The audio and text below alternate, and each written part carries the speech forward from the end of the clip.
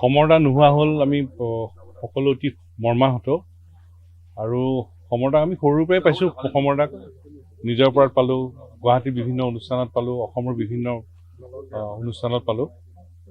সৰুৰে পৰা সমৰদাৰ গান শুনি শুনি আমি ডাঙৰ হৈছোঁ আৰু অসমৰ মনে প্ৰাণে ভাল পোৱা এজন ব্যক্তি আছিল সমৰদা। আৰু সমৰদা নোহোৱা হ'ল অসমৰ সংগীত জগতৰ লগতে সাংস্কৃতিক পথাৰখনৰ লগতে অসমৰ জাতীয় জীৱনৰ এটা অপূৰণীয় ক্ষতি।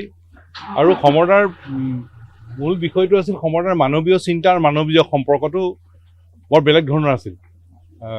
সকলোকে অতি সহজতে আঁকোৱালি ল'ব পৰা ব্যক্তি আছিল সমৰদা।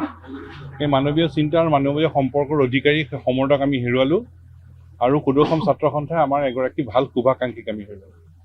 অসমৰ বিশিষ্ট সংগীত শিল্পী সমৰ হাজৰিকাদেৱৰ দেহাৱসানত সদৌ অসম ছাত্ৰ সন্থাৰ তৰফৰ পৰা গভীৰ শোক প্ৰকাশ কৰিছোঁ। তেখেত সদৌ অসম ছাত্ৰ সন্থাৰ দীঘলীয়া কালৰ এগৰাকী শুভাকাংক্ষী আছিলে। আমাৰ প্ৰায় প্ৰতিটো অনুষ্ঠানৰ সৈতে তেখেত জড়িত আছিলে। অসম আন্দোলনৰ সময়ত বিশেষভাৱে তেখেত জড়িত আছিলে। গতিকে কেৱল সংগীতৰ জগতখনতেই নহয়, অসমৰ জাতীয় জীৱনৰ প্ৰতি শ্ৰদ্ধাশীল, জাতিটোক মনে প্ৰাণে ভাল পোৱা এগৰাকী শিল্পীক আমি আজি হেৰুৱাইছোঁ আৰু তেখেতৰ বিদেহ আত্মাৰ চিৰশান্তি কামনা কৰিছোঁ। তেখেতৰ পৰিয়ালবৰ্গলৈ আমাৰ গভীৰ সমবেদনা জ্ঞাপন কৰিছোঁ। সমৰদা নোহোৱা হ'ল আমি সকলো অতি মৰ্মাহত আৰু সমৰদাক আমি সৰুৰ পৰাই পাইছোঁ। সমৰদাক নিজৰ পৰাত পালোঁ, গুৱাহাটীৰ বিভিন্ন অনুষ্ঠানত পালোঁ, অসমৰ বিভিন্ন অনুষ্ঠানত পালোঁ। সৰুৰে পৰা সমৰদাৰ গান শুনি শুনি আমি ডাঙৰ হৈছোঁ আৰু অসমৰ মনে প্ৰাণে ভাল পোৱা এজন ব্যক্তি আছিল সমৰদা। আৰু সমৰদা নোহোৱা হ'ল অসমৰ সংগীত জগতৰ লগতে সাংস্কৃতিক পথাৰখনৰ লগতে অসমৰ জাতীয় জীৱনৰ এটা অপূৰণীয় ক্ষতি। আৰু সমৰদাৰ মূল বিষয়টো আছিল সমৰদাৰ মানৱীয় চিন্তা আৰু মানৱীয় সম্পৰ্কটো বৰ বেলেগ ধৰণৰ আছিল। সকলোকে অতি সহজতে আঁকোৱালি ল'ব পৰা ব্যক্তি আছিল সমৰদা। সেই মানৱীয় চিন্তা আৰু মানৱীয় সম্পৰ্কৰ অধিকাৰী সমৰদাক আমি হেৰুৱালোঁ আৰু সুদৰ্শন ছাত্ৰ সন্থাই আমাৰ এগৰাকী ভাল শুভাকাংক্ষীক আমি হেৰুৱালোঁ। অসমৰ বিশিষ্ট সংগীত শিল্পী সমৰ হাজৰিকাদেৱৰ দেহাৱসানত সদৌ অসম ছাত্ৰ সন্থাৰ তৰফৰ পৰা গভীৰ শোক প্ৰকাশ কৰিছোঁ। তেখেত সদৌ অসম ছাত্ৰ সন্থাৰ দীঘলীয়া কালৰ এগৰাকী শুভাকাংক্ষী আছিলে। আমাৰ প্ৰায় প্ৰতিটো অনুষ্ঠানৰ সৈতে তেখেত জড়িত আছিলে। অসম আন্দোলনৰ সময়ত বিশেষভাৱে তেখেত জড়িত আছিলে।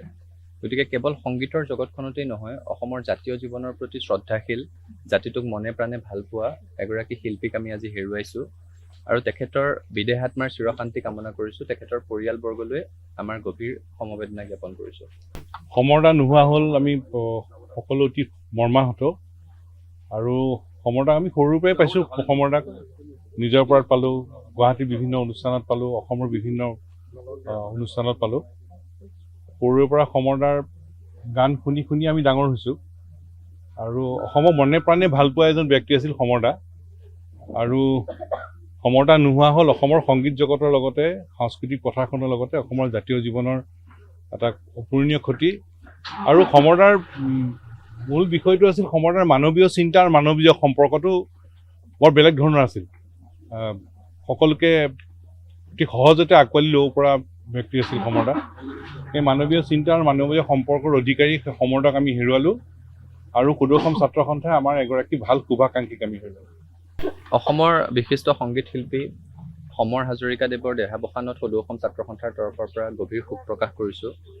তেখেত সদৌ অসম ছাত্ৰ সন্থাৰ দীঘলীয়া কালৰ এগৰাকী শুভাকাংক্ষী আছিলে। আমাৰ প্ৰায় প্ৰতিটো অনুষ্ঠানৰ সৈতে তেখেত জড়িত আছিলে।